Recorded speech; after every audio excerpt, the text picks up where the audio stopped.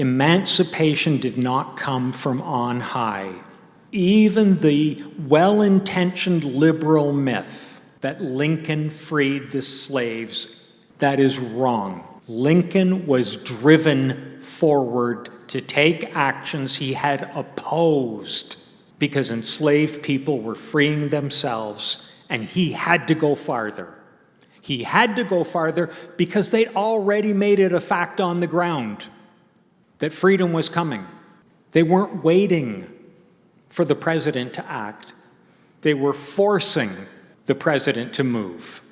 And that social process, which is the same social process of the civil rights movement, is something in these times where the great powers that be want to instill fear in us. And we need to understand that solidarity is the greatest antidote to fear in the world. So David, you have just published a book, which is truly revelatory for many, many reasons. And you say it's inspired from freedom as an index of truth. You also tell us that truth is partisan. It's partisan because if it is about breaking the oppression against the oppressor, we need to actually have the courage to look deeper, not just at the facts at the surface, but at the systemic relations that shape our economy as such. You make a point that is, I think, quite groundbreaking.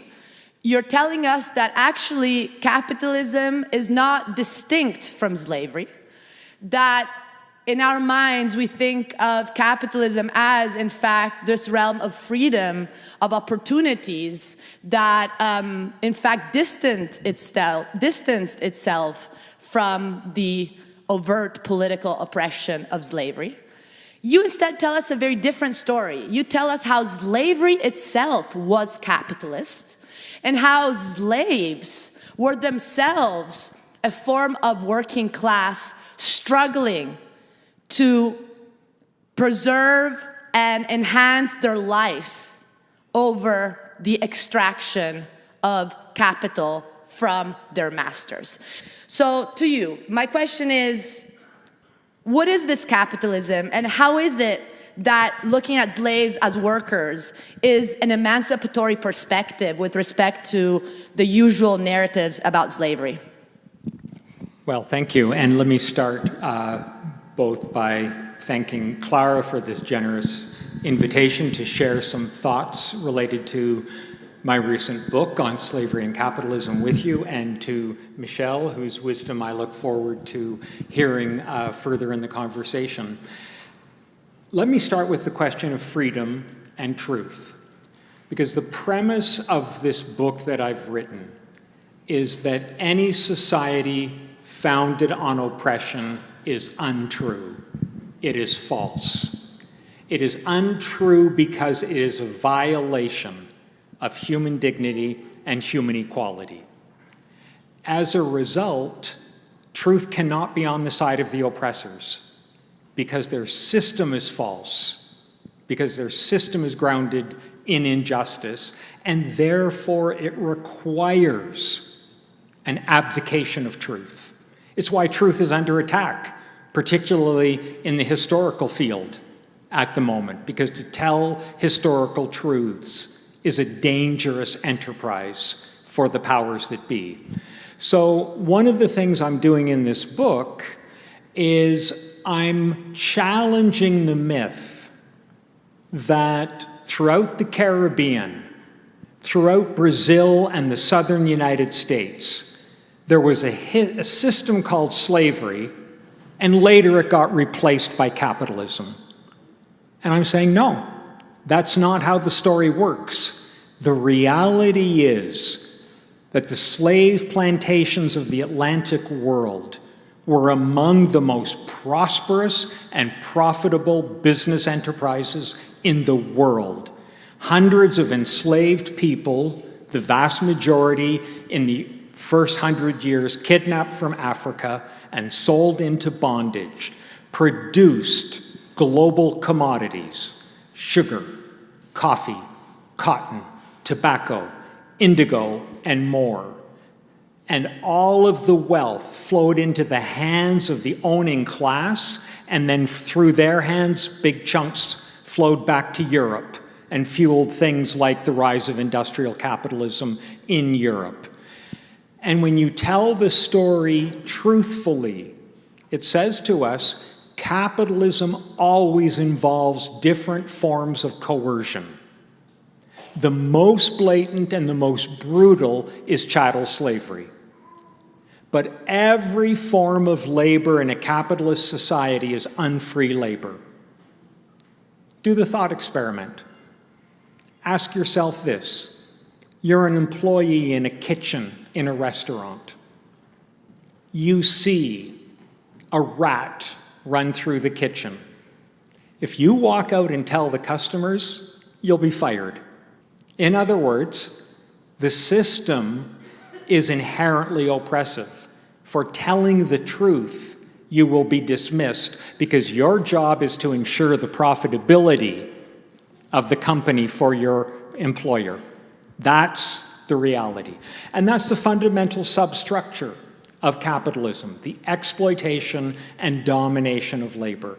And so by bringing slavery and capitalism together like this and insisting that slave labor was foundational to the growth of the capitalist world system that we live in today, I'm challenging the dominant narrative that capitalism is about freedom. The final point I'll make on this is that central to the argument I want to make in the book is that slavery in the New World ended in the southern United States and across the Caribbean because the resistance of enslaved people became increasingly organized and powerful to the point that by Christmas of 1831 in Jamaica, they waged a strike of 30,000 enslaved people, and lo and behold, 2 months later, Britain abolished slavery in its colonies. And in the United States, as the great W.E.B. Du Bois, the first black man to ever get a PhD from Harvard, said, and by the way, W.E.B. Du Bois famously said, "The honor was all Harvard's, I assure you." As W.E.B. Du Bois said about the Civil War in the United States, it was the general strike of the slaves that broke the back of slavery. It was the 500,000 bonded people who left the plantations, fled to Union lines, 200,000 black men joining the Union Army and Navy, and I'll come back to this in another story later in the conversation. It was, in other words, the self-emancipation of enslaved people that got slavery out of our world. And that tells us that it's always going to be the common people. It's always going to be the oppressed. It's always going to be the working people of the world who are going to win freedom for us. And that's really what I'm trying to tell the story of in this book. And this, I think, is crucial because, again, we see how all our common sense understanding of this evolution towards linear progress that supposedly our humanity is experiencing through the enlightened morality of the elite completely breaks if one reads this book. In fact, it's interesting, David looks at how the reason why Britain started advocating against slavery was because it was not in the interest of Britain to maintain slavery in place because of the highly more competitive position of the Americas when it was about trading cotton and other commodities. And of course, the very interesting point here is that slavery was not surmounted because of greater morality, but rather because it was politically untenable. Because indeed, and this is the fundamental point here that I would like you to dig deeper in, you're trying to tell us a lot of historians have got it wrong. It's not the case that we can reduce slaves to what you call constant capital, which is a big word, but ultimately it is about, you can't reduce slaves to property of someone else, because it is really the living labor, this activation of life that produces that wealth that then is captured by the elite. So in this living labor, and how was, my question is thus, if we understand slaves as workers, how do we understand their struggle to escape this position of subordination? And what's fascinating of this book is all the different stories David tells about the different ways in which slaves organized to break free, and especially... Hello brothers and sisters, welcome back to the channel.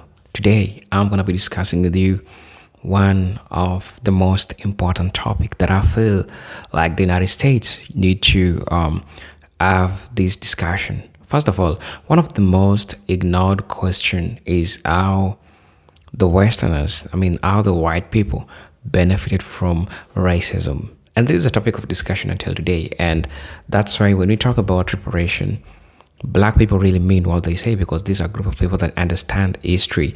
You cannot lie in front of a black person. It's not like in the past. Today, everyone is endowed with information, and we have every part of history that we can look into and get the reality.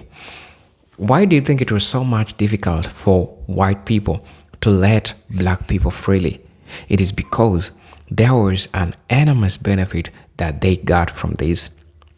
Their industries, their farms, the products that they had, all dependent on the labor that black people gave. And so it was not easy for them to let this go. And as a result, we are talking about what is called racial capitalism, or the relationship between slavery and capitalism. And what we are seeing happening in the United States today. Now, when you see black people come and talk to you and tell you that they're the ones who built the United States, it's true. Why am I saying so? Because the labor benefited the wealthy elites. The wealthy elites exploited black people big time. African slaves, people who were enslaved Africans, were taken, worked on the farms, worked on the industries, right? How do we call this in a class of... Karl Marx will call this alienation. First, black people were alienated their labor. Why am I saying so? Blacks alienated their labor because all the good things, including building the United States, including making all these people rich, today is being denied. White people are denying this. But what if I told you, I know a professor who is going to break it down to you and who is going to tell you the truth about all these things and everything that you need to understand. And all you need to do is just pay attention for the next 1 hour, and you're going to learn all these enormous information. Why do you think it was so much hard for these white people to leave black people freely, especially the Southerners? It is because they benefited from enslaving Africans. And this leads us to a discussion today. The relationship between race and slavery. We call it racial capitalism. And how the US elites banked on the suffering of black people by making them go all through this crazy stuff that they made them go through. And so, brothers and sisters, I invite you to watch this video. And as you know, I'm your host and presenter, Jidok Stories. And if you're watching it for the first time, I'm asking you to please subscribe to the channel on my road to 160k subs. And I'm asking you to please subscribe to the channel, and I'll be back and I'll be sharing my thoughts in regards to this. So let's watch the video. I'll be back. To reappropriate their time. And this is crucial, because when we talk about exploitation, we again have a moralistic understanding of it, just as, very bad mistreatment in the labor process. The point here is to say, no, exploitation is actually the appropriation of part of the labor for the accumulation of someone else. So the appropriation of your activity and your output. And this is structural to accumulation. So could you tell us a little bit about the different ways in which these slaves organized to break free and why they became so powerful all the way breaking with liberation? Let's start with the old narrative that needs to be challenged here. And this is the narrative that enslaved people were objects being bought and sold. When you think of slavery simply in those terms, you dehumanize. No human being is an object. No human being is a mere thing. There is living personality pulsating through these people, and they aspired to freedom in every imaginable way. Moreover, we tend to forget, particularly the mainstream tends to forget, as you say, these people were laborers. But what does that mean? It means they were producing the wealth of their masters. Now think about that for a minute. Because if you produce wealth for others, you have an often unseen power. And that's the power to stop working for them. Yes. That's the power to withdraw your labor.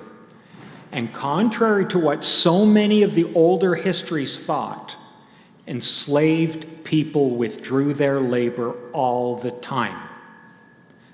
One of the great revelations in this regard is to read the actual diaries that the master class kept. They are constantly complaining about the enslaved people slowing down in the fields, about a bunch of them running off to the forest, and so on. They were engaged in a constant battle. And at the heart of that battle, of every freedom struggle by enslaved people and by oppressed people, is to reclaim time for themselves. Because the claim of power over you by any oppressing class is the claim to be able to control your time, to own your time. Enslaved people regularly fought and organized for fewer hours per day in the field, for more days away from the field. During the Great Haitian Revolution, for instance, which overthrew slavery in Haiti between 1791 and 1804, the 13-year war led by Toussaint Louverture to destroy slavery and to create the first independent black republic in the world, which is what they accomplished by 1804. In the course of that, the enslaved people regularly rose up for the 4-day work week, not the 6-day work week, even for the 3-day work week and not the 6-day work week. Because time is life. Sage, you were speaking to this. Time is life and time is freedom. And to reclaim time for yourselves is to reclaim time for life. It's not the time in which someone else bosses you around. It's not the time in which you make somebody else rich. It's the time you nurture human relations. It's the time you work in your community, with your kin, with your friends. It's the time you celebrate. It's the time you worship. It's the time you dance. It's the time you sing. It's the time of what Susan Ferguson has called life-making. The time of life-making. Not time for someone else, not producing their wealth, making Elon Musk or Bill Gates or someone else fantastically wealthy. And so one of the incredible things about reading through this rich, rich history is that enslaved people organized over and over again to reclaim time. And one of the key ways of doing that was to flee the plantation. Because you're withdrawing your labor, but you have to withdraw yourself in a system of slavery. And they did that repeatedly and over again. Moreover, they fought for and won land for themselves, gardens, provision lands, and so on, where they could produce more and more for their needs. And then they fought for more time to work on their gardens and in their provision grounds than on the master's plantation lands, and so on. So they're fighting against producing commodities for others in order to produce life and the means of life. And I mean that in all its richness, from the vegetables you produce to the spiritual and cultural life that you're involved in. And this is why, to use the UCLA historian Robin Kelly's terms, The life of enslaved people is defined by freedom dreams. And one of the things that Dr. Kelly has been trying to say to us is those freedom dreams continue to speak to us because we have not yet accomplished the task of human freedom. Thank you, David. I have so many questions. Maybe just something brief. Another important point here to make is that, again, it's not about bad masters. That narrative is, again, very individualistic and missing the point of understanding what are the pressures that pushed slave owners, capitalists, to constantly try to extract more labor time and more effort from their slaves. And how ultimately this dynamism, that is what people are happy about when you discuss capitalism. Everyone is like, well, of course, it's a system that innovates very quickly. It's a system that is able to advance quicker than any other system. You explain well how this dynamism that was very true also for the plantation economy was based on the need to increase productivity to beat competitors. So in a way, how the slave owners themselves were trapped in an economic system that had them, of course, compelled to oppress the slaves more and more. So I thought about this because I do think that to understand liberation, we do need to understand how it's not just by substituting one individual with another that things can change. We need to be able to question what are the forces that us as humans we put into place and then trap us in certain oppressive directions. So maybe just a thought on this. Yeah. Well, and really, Clara, what you're getting at is the flaw in the bad apple theory. Yes. The bad apple theory says, the barrel's nice. The barrel itself is entirely healthy, but there's the odd bad rotten apple in it that we need to get rid of, as opposed to recognizing that the barrel is rotten to the core, okay? And the reason we need to understand this is that because the oppressive way that dominant classes in a capitalist society act isn't just because they're sadistic and mean-spirited. By the way, an awful lot of them are. But it's not just because of that. Let's do the thought experiment. If I'm a capitalist and I'm running a shoe factory in competition with other shoe factory producers, and I decide I'm going to be an enlightened and well and benevolent employer, and I decide you guys only have to work the 6-hour day, not the 8-hour day. And you know what? You get 3 days off each week, not 2. And you know what? Poverty wages aren't fair. Let me double wages. Okay? All of that is morally great, but the problem is I've just made myself an uncompetitive capitalist. I can't survive in the rat race of capitalism by raising the wages of all my workers, cutting all of their hours, because some other capitalist in the system is going to seize my markets because I've got to raise my prices because I just raised the wages. In other words, it's the system that enforces malevolent behavior. It's the system that rewards oppression. This is a system that rewards us for exploiting others. And that is a fundamental flaw inherent in the system. And what I try to show in the book is that because the plantations of the New World were large-scale modern business operations, just like corporations, they had to behave in exactly the same way as well. That's why the system had to be taken down. You couldn't just get rid of a handful of slave masters and leave a nice slavery in place. The system had to be taken down because structurally, inherently, it was exploitative.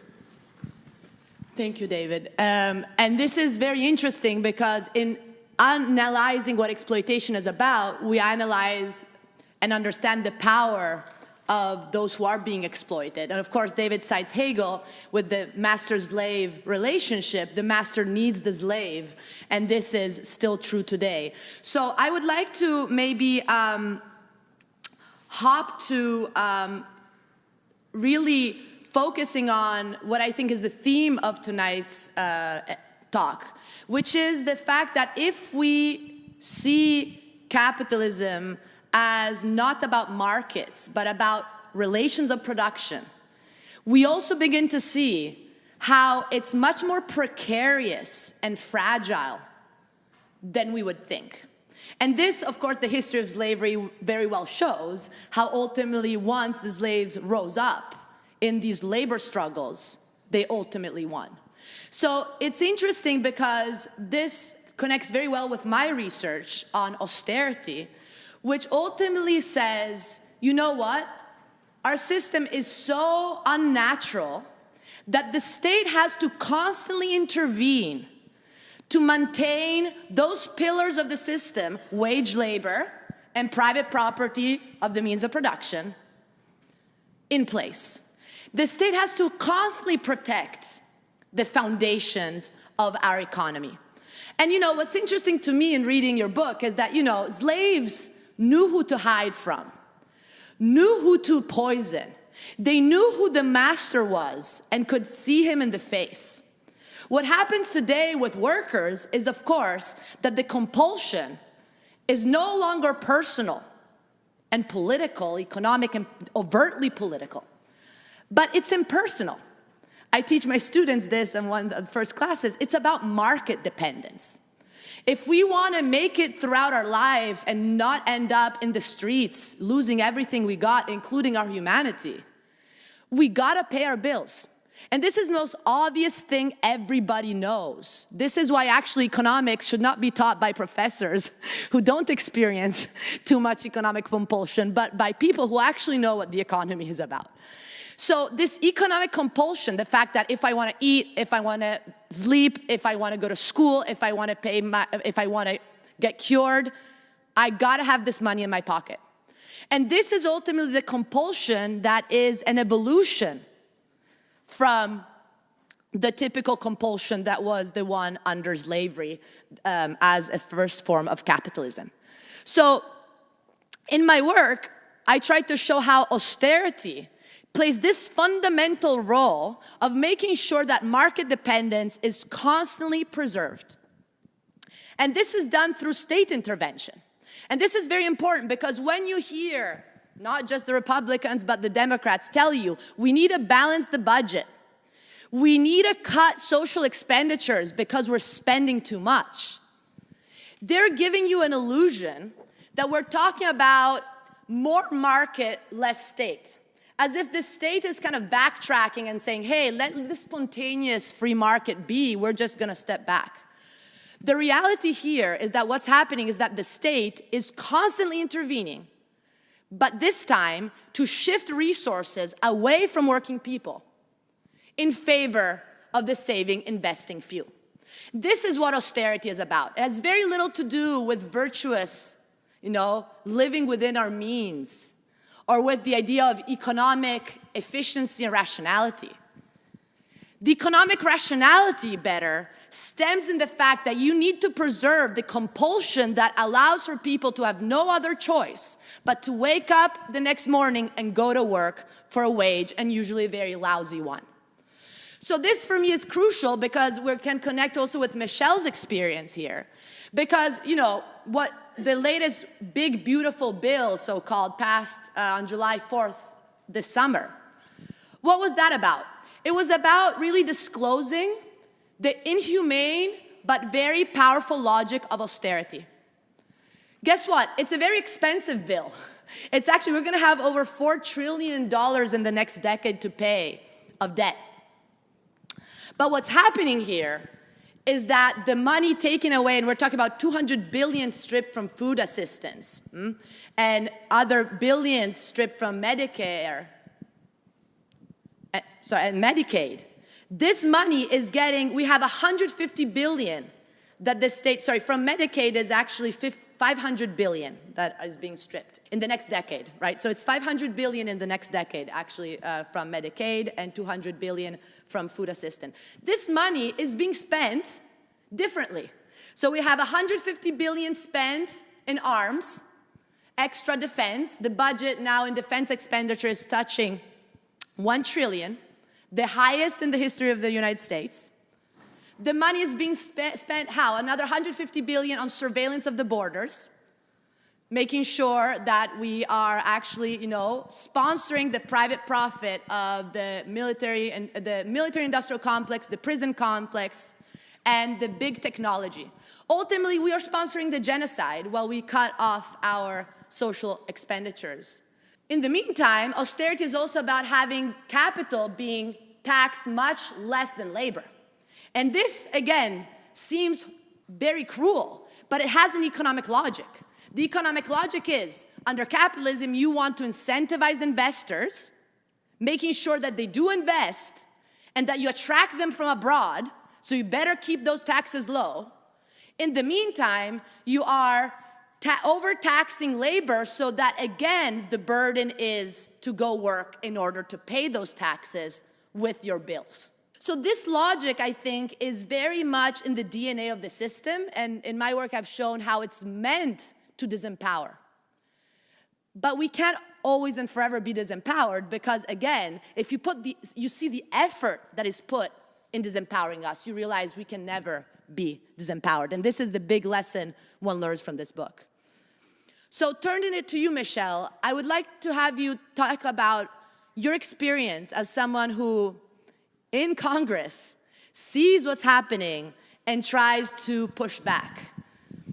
Well, first I want to clarify that I am not in Congress. I'm in the Oklahoma House of Representatives. Yes, sorry, right, because it's not so I didn't vote on the big beautiful bill. I had no ability to stop it. I just want to be very clear. I will own state issues for sure because I'm wearing the same jersey, but the federal people's on a different team. So a lot of these points are interesting for me to talk about because I'm in the minority party in the House. I'm a Democrat and there are only 20 of us, but I'm also in the minority as far as identities. So I'm a woman and there are a lot more women in the Democrat caucus than the Republican caucus, but there still are not a lot of us in total. There are only a few black representatives. There are only a few queer folks, and by few I'm talking about like less than 5 here. And so a lot of my perceptions are not shared, so I'm up here nodding and agreeing with this stuff. These are things that I have lived with and known and researched, not that I'm at your level of expertise, but like things that I've always kind of dealt with in my life. And that's not kind of who your elected officials are. And one of the points made earlier, I think, is really important in spaces like this. The government is not going to correct itself. It's not. There is no incentive when you get into one of these seats to change the system that you benefit from. So it has to come from the pressure that you all put onto us. And that's why I say this is kind of funny, because my colleagues go out and I'm being like, you should call us and email us and show up and harass us and watch us. You need to pay attention to what we're doing on the floor. And that is not the normal thing that you hear from your elected officials, but a lot of what happens in the House and in the Senate, no one is watching us. And so people know that I can vote however I want to vote, I can run whatever bills I want, nobody's going to hear about it. Or just the people that support me are going to hear about it. And so it limits the conversations that we can have. And one of the challenges that I have, there are a lot of faces that I don't know, so I'll give you a little context to me running. I was an educator, a certified teacher and school librarian before this. I worked for Tulsa Public Schools for 14 years. I have 2 kids, one just turned 22 yesterday, and then I have a 14-year-old son in 9th grade. For me, going into the House of Representatives was technically a pay raise, and I greatly appreciate it, but it isn't a lot in actuality. But because it's not a lot, it is not as frequent for someone at my income level to enter into it. And so then whenever you get into office, there are a lot of privileges and special treatment that come with it, even from just well-meaning people. I don't know how many times somebody tries to tell me like, oh, well, you don't have to wait in line, or you don't, and I'm like, yes, I do. I'm just a person, it's fine. But the expectation that I see from others is we think a lot of ourselves. We are put on a pedestal, And I think that it is good to have some reverence for your government leaders to a degree. They are supposed to be leaders. But we are regular people. The requirements for this job is to live in your district for 6 months and be a registered voter, be 21, and not have a felony. And they do not do a background check. They just ask you, do you have a felony? So if you go and you listen to the points that some of us make, or you hear some of us read out loud, it becomes very apparent that there's some things lacking there. We made shopping cart theft more illegal this year. And I brought up the point of like, hey, you know, if stores are that worried about their shopping carts being stolen, they could, you know, do like Aldi's does and charge you a quarter. There are all kinds of things that they could do. And the response that I was met with was, well, a store in my district is losing $250,000 a year. And at first I was like, oh, okay, that's problematic. Are we talking about like a mom and pop? We were talking about Walmart. Me personally, there's not a time where I'm concerned about Walmart's loss of funding or revenue or whatever. They have plenty to make it up. And they are a large enough company. They account for shopping cart theft in their budget. That's why they don't have any measures to keep their shopping carts. They know. They know. And I don't know about you guys, but I've never seen anybody roll up to Walmart in their Land Rover and start shoving baskets in the back. So we're going to take somebody who doesn't have a place to live, doesn't have any money to pay fees. We're going to jail them, which is great because at least now we're providing them shelter, which is something we don't want to do to just help people. We can only do it as a punishment, which is really weird. And then we're going to charge them a fine that they also can't pay. Then we'll jail them for that as well, and so continue to shelter them. But we could have sheltered them just for a moment, and then they never would have stolen the shopping cart. And so it's very true.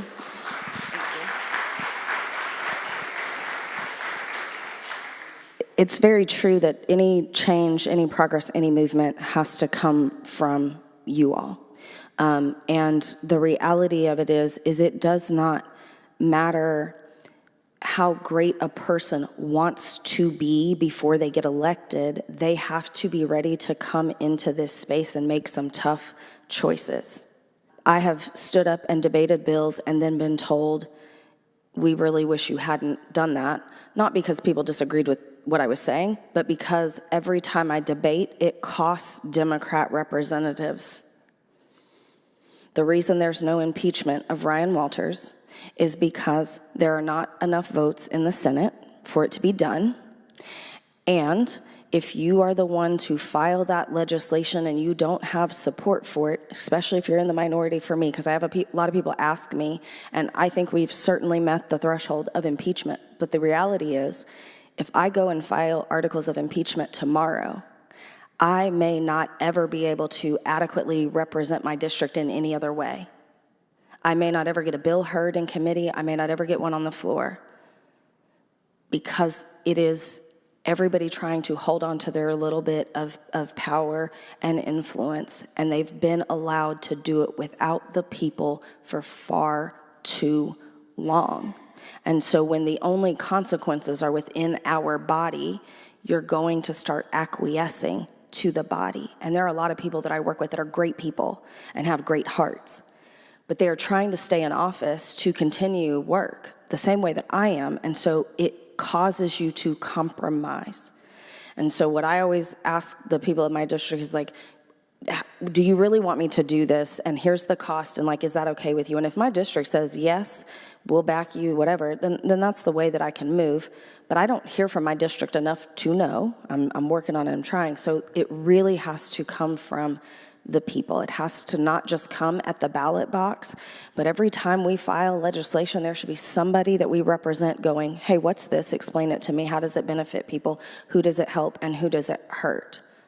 Because lobbyists are at the Capitol all the time. And I was told very early on, when you get in there, you'll see how powerful the lobbyists are. And I was like, well, they can't vote for me, and they can't, like, what do you mean? How are they powerful? They can fund your campaigns, and they can fund your opponents. And that's what it really all comes down to, capitalism and money. And so that is the decision that a lot of us are left with.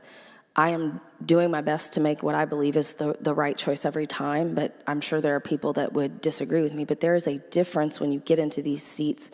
I represent 30,000 people. They don't all agree, and I have to find balance in that as well. But the pressure of where money comes from, who's going to support you and stuff, that is a totally different story, and the people don't override that yet. Once you guys override the power of money, influence, and all, then we can start to see shifts. Thank you, Michelle. So important.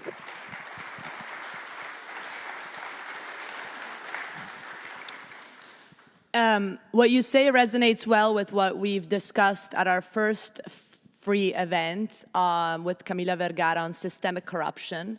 Exactly saying the rules of the game are there to reinforce this specific economy we're in. And once more, just like businessmen are trapped in real competition and need to constantly find ways to increase the rates of exploitation, so too, in a way, Congress people are, and state representatives are trapped in dynamics that, of course, tend to incentivize the usual suspects. So, can you tell us a little bit more about the local reality? If we're saying that austerity is about structurally defunding the resources we need for life, and what is fascinating, I think, about David's book is to see that actually slaves maintained a lot of autonomy in their space of life, much more than one would think. And the autonomy was also, of course, economic autonomy, the access to resources such as fish, such as wood, such as their gardens. This space of economic autonomy that was so crucial to be able to organize the resistance against the oppressor. So how is it here that in Tulsa, defunding schooling is part of this taking away this autonomy that could empower? And how did you see it growing up also here in Tulsa? And how did it affect you and your constituency? Well, thankfully, I was in school for at least a little bit before No Child Left Behind. So I got to go on lots of field trips, and I had all these electives and these really, you know, a robust kind of educational experience. I think one of the things that people forget about education, especially in Tulsa, this is not new. What the issues within Tulsa schools, some of the problems that we have, it's been consistent since the 70s. And what happened in the 70s? We integrated schools. So one of the facts that I always like to pull out when we discuss education, especially in Tulsa, is that Tulsa as a metro is 66% white. And Tulsa Public Schools student population is 21% white. Tulsa as a city, 66% white. Tulsa Public School students are 21% white. We are the largest district in the state. We are also we're just far enough away from Oklahoma City that our superintendent can lob bombs this way, and we're all at work and can't go bother him about it. That's the reality, because Oklahoma City's metrics and numbers were the same and or worse in some areas. But where are all of those white children? From the 70s, when we integrated schools, they started moving their kids into schools in the neighboring districts, so Jinx, Broken Arrow, Bixby, Union, Owasso. They also started pushing them into private schools, charter schools. And we have bumped up the state-level funding for those schools. It is not every individual's intention to push some form of segregation, but systemically what is happening is segregation of our schools. The inequities between racial groups gets exacerbated in schools. And if you take your child to a private school or to a charter school for a better opportunity because you have that option, that's great for your child, but it reduces the funding for every kid that does not have an option and that is a victim of the capitalist structure like everyone else. And so another aspect, though, all of those white families have no reason to support their local schools. Their kid is not there. Their kid is not playing with the kids that are at that school, so they have no reason to be invested in it. And I don't mean that they just don't care, but they don't understand the connection necessarily. I hear it all the time. Well, I don't have kids in school. Why do I have to pay taxes for school? Well, you don't know how to read either, but you pay taxes for the library. So we pay for things that we don't use all the time. I pay for jails, and I would like to remain out of one. But there's this disconnect in community. Our society has gotten a lot larger. It used to be that your teachers, your principal, all of the students, everybody lived around the school. Everybody knew who your parents were. And so there was that village that kept an eye on you. I don't know how many times I've heard from older relatives about, back in my day, we would have called, around the corner and gotten so-and-so and whatever. I don't know who my neighbors are. We get in our cars in the morning and we drive away to work. And we drive to take our kids to school, and then we come back, and we're all exhausted. We're not out on the porch hanging out with people. We're not doing cookouts. We're a working neighborhood, so we go back in, and then we're disconnected again. And so that all kind of contributes to it. But also, educated people know when you're screwing them over. They know when something's not right. We're calling teachers indoctrinators because we teach kids how to think, and then they start looking around going, maybe the adults were lying to me. This looks a little sus. And we go, oh my God, they're indoctrinating their kids. And it's like, well, no, I took your kid to the library and they found a book with accurate history and realized that you're full of crap because they actually do know how to read. And so they read it and they went, oh, wait a minute. When people talk about, my kids go off to college and they come back liberal, no, they met more than the 12 people in their neighborhood. And they started to go, I never thought about that. But they also share their ideas with others. So there are liberal kids that come back more conservative as well. But, it just is an exposure thing. And so there's a lot of aspects to it. It's keeping folks in poverty, because if you keep folks in poverty, you have a workforce. We lowered the income tax, which will actually cost the poorest folks about $9 a year, so not a whole lot. But my district, the average or the median income, those folks will save about $200 in a year, but they will spend it all in sales tax, because the poorer you are, the more you are purchasing. You are more frequently spending your money. You can't save money when you don't have a lot of it and when you can't stretch it. And so it is a kind of an all-encompassing thing. It's about race, it's about Christian nationalism, it's about capitalism, and it's not, again, the individual actors necessarily. Every person is not in a back room being like, I'm gonna further Christian nationalism and destroy schools to have a workforce. They don't even realize that they're doing it. They don't understand. A lot of our legislators didn't go to public school or don't have kids in public school, so they don't even know what it was like. I was at an event earlier this morning, and somebody said, there's some legislation that's coming up to require seatbelts in school buses, and somebody was like, well, I didn't even know that wasn't a law. And I just thought, you never had to ride the bus before. There's not seatbelts on city buses either. You're just in there sliding around. But clearly you've never had that struggle, and you've not talked to people who have, so you've never considered that at all. I talk to people that have 5 or 6 kids, and they're all in private school. So what do you know about public? I don't know anything about private school except for that you have to pay for it. That is all that I know. So why would I ever try to go and dictate that? And so it is so many parts and pieces, and fixing it requires so many different areas. One of the big things is social services. If my student comes to me and says, well, my dad got arrested last night and we're getting evicted tomorrow, why would you care about the Diary of Anne Frank?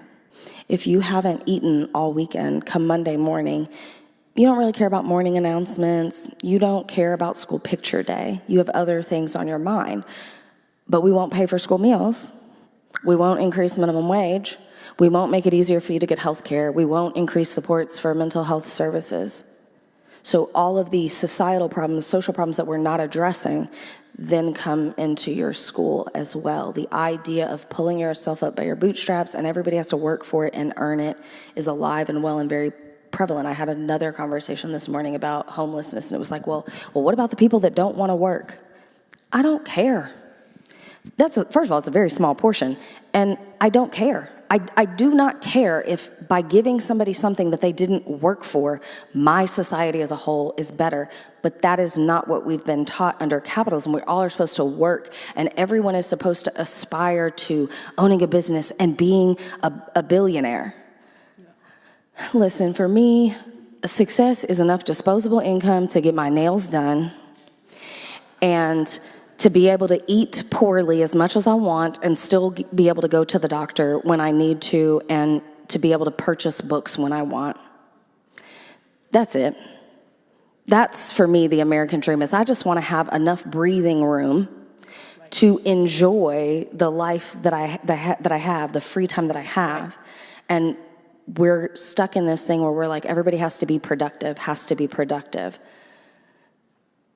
Think about what you did. For those of you that did not have essential jobs or allegedly essential jobs during the pandemic, what did you do in all of this extra free time that you had? Even if it was just that your commute got changed, I didn't see people going, you know what, I'm gonna get really good at Microsoft Excel.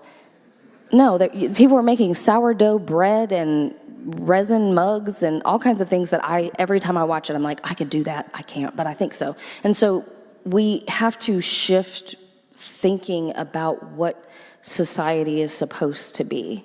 And doing that will drop that higher end folks down, and they don't want that. And so they're gonna continue to pay and advocate for maintaining the status quo because it's beneficial to them, and we're also trapped in the rat race. It's hard to have a revolution whenever your lights are gonna get cut off. And they count on that. Someone asked me once, does the government take advantage of poor people? I said, absolutely we do. Yeah. Poor people gotta work. They can't show up and yell at us. Right. Hopefully they can't afford ammunition. Like, poor people can't interact with us in the same way. They can't give $1 million to an opponent to unseat me. They can't put out TV ads against me. And so it is easy to ignore that demographic unless you're making a conscious choice. But if that demographic is not loud, there's not really a lot of motivation. And politics does not draw in the best people. Or even the strongest, because when I say you get into this and you're gonna have to fight tooth and nail to not be like everybody else. I fight every day not to comment on people's posts and try to defend myself about something that somebody said, because the reality of it is I chose this job, which means that I get to be, rebuked and I get to be critiqued. And a lot of times they're not necessarily talking about me, but they're talking about the team whose jersey I have on, and that's the reality of it. But it's a multi-pronged thing. It's the same narrative about everything with poverty. If you keep people struggling, you have more power and influence. Thank you. That was very, very powerful. Yes, and I think this is the whole point, is that the lived experience really reveals what we're also trying to say at a more conceptual level, which is there are clear political limits to what the governments under capitalism can do for you. Why? Because if you breach market dependence, if you give enough to people for them to actually have those spaces of life, to actually say, no, you know what? I'm not gonna go work for that shitty job the next day. That is dangerous for capitalism. And if you think about it, this is the whole point. Even during the so-called golden age, when they were giving the birth of the welfare state in this country, everything was maligned as the dole. If you were on benefits, it was because you sucked. This is the narrative that justifies the fact that the state can't ever provide enough to the citizens or people to make their life good if they are not accepting to go and search for a job and get exploited. That's why you only get unemployment benefits if you're actively seeking a job. So I think it's very important to realize that under capitalism, there are political limits to social redistribution. And guess what? The money is there, it's just being used otherwise. And this is very important. I just wanted to throw out a number there because I forgot it earlier.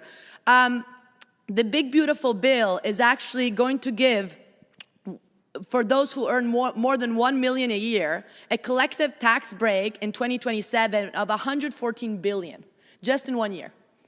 while taxes on labor go up, while sales taxes go up, and of course sales taxes, guess who they affect?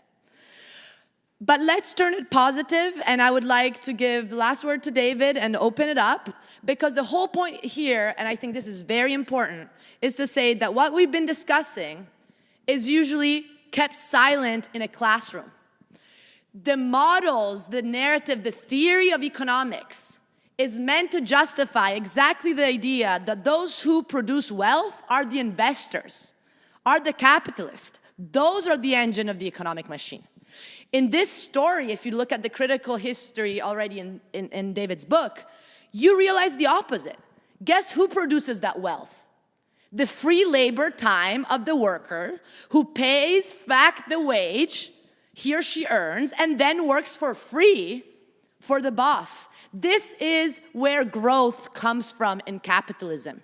And this is what is not told. And if you tell that story, you realize that the agency does not stand with the elite, it stands with the people. And thus the need to constantly protect capital holders and maintain the rest more and more precarious so they avoid complaining and, of course, organizing. So the positive note is, David, can you tell us a little bit about the spaces for alternatives that even slaves back in the day, pre-Civil War, had put into place and that led to finally the break with one form of oppression for us? Thank you. Okay, I hope you'll let me cheat a little bit. Yes, I will. Okay, because a couple of things that Michelle said are so important that I want to be the history teacher that I am also for a moment and say something about the civil rights movement. Okay? Number one, in exactly the ways that Michelle was talking about, the civil rights movement was a movement of the grassroots. It was a movement of people putting their bodies on the line saying, this does not go on. Okay? But also, because there is this attempt to domesticate the legacy of Dr. King, I want to remind all of us what the Reverend Martin Luther King Jr. was saying in the last 2 years of his life when he launched his Poor People's Campaign.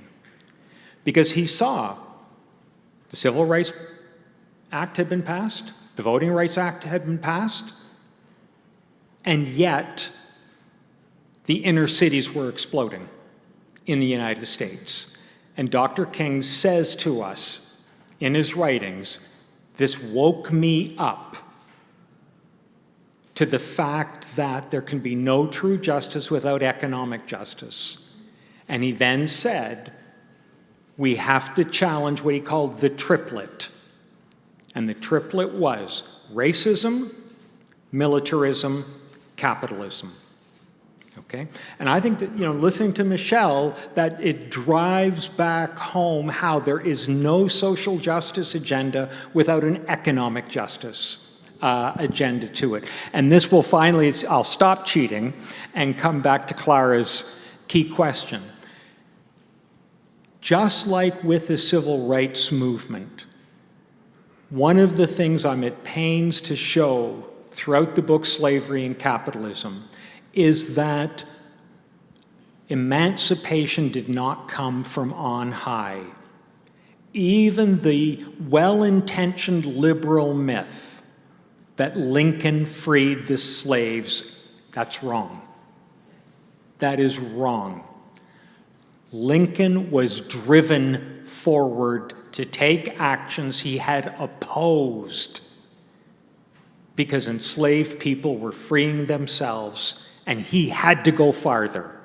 He had to go farther because they'd already made it a fact on the ground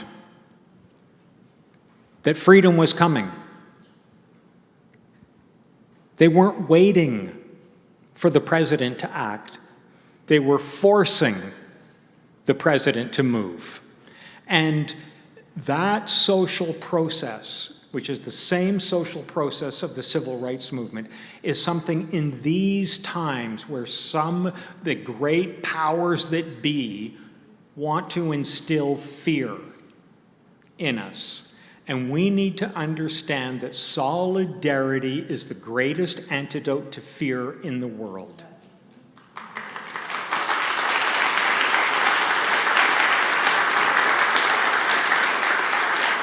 You know, when in 1965, the civil rights marchers walked across the Edmund Pettus Bridge in Selma, of course they were afraid. There were cops everywhere. They had tear gas, they had hoses, they had dogs. And they linked arms and they sang and they grew bolder and they grew more courageous. They grew stronger and they crossed that bridge that day when every Dixiecrat politician had said, we will not let them pass. And they did. And that's really the ultimate thing. Capitalism divides in order to conquer. The antidote to that is solidarity and community and struggle. The freedom dream that I was talking about. And I'll really conclude by saying that in writing this book, Slavery and Capitalism, it was an incredibly humbling experience. Because as somebody who has been an activist since I was a teenager, involved in social movements and in social protest, full disclosure, there are times where you feel tired. There are times where you feel like you've been banging your head against a wall, and then you read about enslaved people who will not submit, who will not give in, who continue against horrifying odds to fight and to organize. And I will tell you something, if you're losing your hope, turn to those stories. These people brought the system of slavery down. And they did it with their courage, their solidarity, their community, their conviction. That's the biggest message that they do not want us to hear today. That ordinary people, common people, working class people, acting together and building bridges of solidarity can change the world. They've done it before, we can do it again. Hello brothers and sisters, welcome back to the channel. I'm hoping that you are doing super great, super fine from any place and any point that you are watching me from.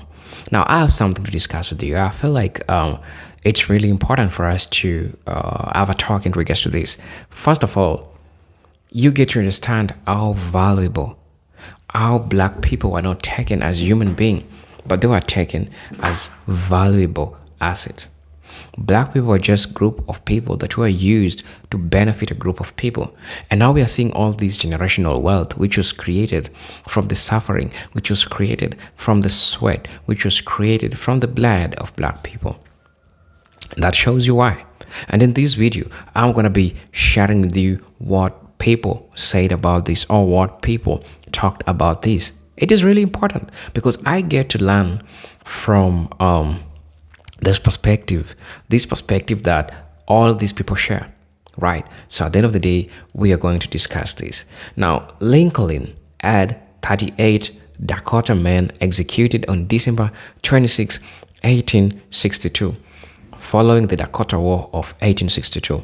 After reviewing the military commission sentences of death for 303 Dakota men, Lincoln commuted 264 sentences but approved the execution of 38. And these executions, which occurred in Mankato, Minnesota, represent the largest mass execution in U.S. history and were carried out by the federal government following the conflict between the Dakota people and white settlers. You get to understand that? Somebody also says that the originator of David McNally's thesis on capitalism and slavery was in fact the late Oxford-educated Trinidad historian, Dr. Eric Eustace Williams, whose 1944 seminal book of the same name illustrated the scathing analysis of how British capitalism, as reflected in the industrial prowess of towns like Chelsea and Glasgow, were facilitated and enhanced by the transatlantic slave trade. That said, it looked forward to reading David's work, and it's true. We have all these cities that grew as a result of the transatlantic slave trade, and this means that they commodified, they benefited from black people. And so you understand how all that worked, right? Also, somebody saying that economic rationality, we call it universal healthcare, healthy reproductive workers, universal basic income, in bracket, greater disposable income of the masses, and progressive wealth tax, this redistributive wealth so many can succeed, cap on extreme wealth. Now, the problem is that the elites know that when workers are comfortable, they have greater power and demand greater protections, rights, and share profits. And that's true. I'm also going to be reading this comment again. Somebody saying that slavery is likely to be abolished and chattel slavery destroyed. This, I and my European friends are in favor of forced slavery, is but the owing of labor and carries with it the care of the laborer, while the European plan is capital control of labor by controlling wages. This was written by Isaac Sykes in 1862. Now, somebody is saying that the present problem today, of course, is that people have been so systematically divided, misinformed, oppressed, and impoverished that many have a clue, or that many haven't a clue who their real enemies are. They are mentally scattered upon too diverse spectrum of false enemies until they grasp the important points offered here and coalesce against the corporate or banking system that